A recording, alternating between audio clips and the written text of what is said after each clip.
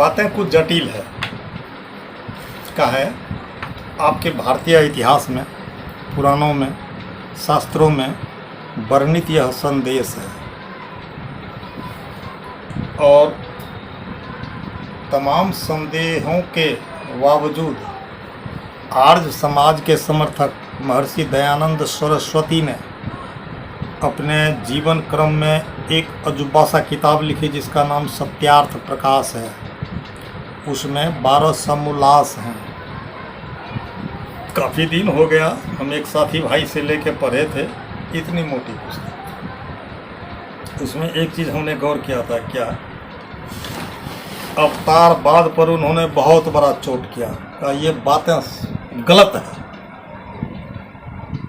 महतो मह्यानम, अगर वह परमात्मा सबसे महान और बड़ा है तो फिर वह अवतार क्यों लेगा। अवतार शब्द का अर्थ आप लोग आज समझ लीजिए। अवतार कहते हैं जन्म ग्रहण करना, एक रूप में आना को अवतार कहते हैं। जितने भी इस सृष्टि में, इस दुनिया में, मानव के रूप में हो या पशु के रूप में, वह सबका सब अवतार है। सबने जन्म ग्रहण किया है। फिर जिन अवतारों की चर्चा इस साहित्यों ने गाई है वह कौन सा अवतार है? उसको कहते हैं उत्तार, अवतारवाद। और इसको भगवान बुद्ध ने अपने शब्दों में कहा उत्तारवाद। ठीक है जी, तुम मानव बन के आए हो तो जन्म से तुम महान बन के नहीं आए हो। जन्म तुमने नंगा लिया था, अचेता अवस्था में तुमने रोया था,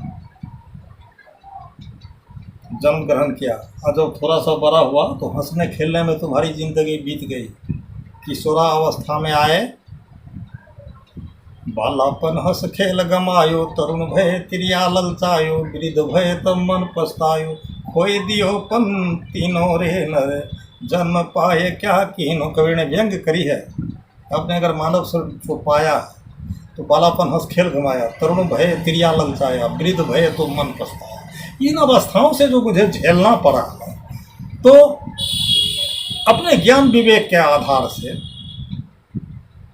संतों के दी गई वचनों को अपने अंदर में उतारने के बावजूद अगर मैं ऊपर के ओर जाता हूँ अपने स्वचिंतन के आधार पर, इसी को भगवान बुद्ध ने कहा उत्तारवाद।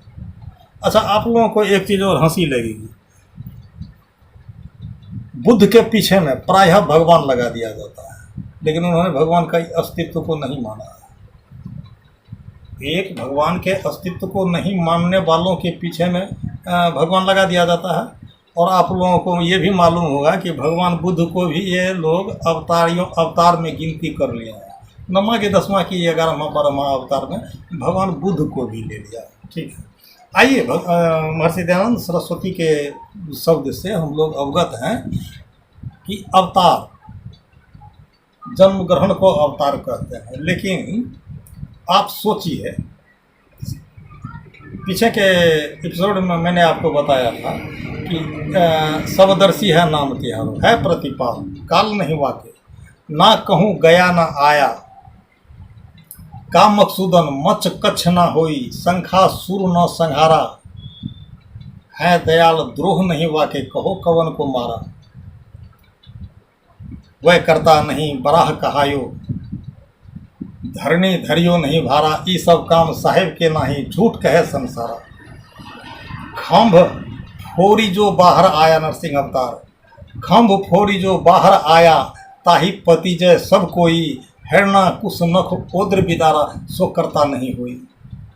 बावन रूप बलि नहीं जांचे, जो जांचे सो माया, बिना विवेक सकल जग भर में माया, जग भर माया। साथियों, कि जितनी बात आपने सुना होगा, सृजन हार न ब्याही सीता, जल पखान नहीं बांधा, वह रघुनाथ एक को सुमरे, जो सुमरे सो यंधा, गोपी ग्वाल न गोकुल आया, कंस करते कंस न मारा, है दयाल द्रोह नहीं वाके, कहो कवन को मारा, सृजन हार न ब्याही सीता, जल पखान नहीं बांधा। जब वे परमात्मा इतने बड़े हैं, उनको राग किन से और द्वेष किन से? ये जो सारे आपको एपिसोड में बना के दिखाया गया है, रामानंद सागर जी भी बनाए हैं। ये सब एपिसोड देख देख करके लोग स्व शब्द पर विवेक नहीं करते हैं, अवतार नहीं होता है। वे प्यारे परमात्मा जो एक अस्तित्व के रूप में बरकरार है वह है ही, रहेगा ही, और उसका अस्तित्व काहे कहिएगा, उसका कोई अस्तित्व नहीं है। वही एक ऊर्जा है जो है, था और रहेगा। जितने भी नाम और रूप में आए हैं ये सब बदलेगा। शरीर है, शरीर छोड़ेंगे। धरती है ना, कभी नहीं भी थी धरती। करोड़ों अरबों साल पहले यह सौर मंडल का, सूर्य का एक अंश है जो आज ठंडी होती होती होती इस अवस्था में आई है और यहाँ पर जीव जहान लगा है। तो नाम और रूप में जो भी आपको दिखाई दे रहा है वह सब आज न कल बदलेगा, बिगड़ेगा, लेकिन वह अस्तित्व का बीज जो है उस बीज का विनाश नहीं हुआ है, न होगा। न जाने वह बीज कब कौन सा रूप लेगा या नहीं लेगा। जिस रूप के अस्तित्व को हम अपने आत्मा का अस्तित्व समझते हैं उसका नाश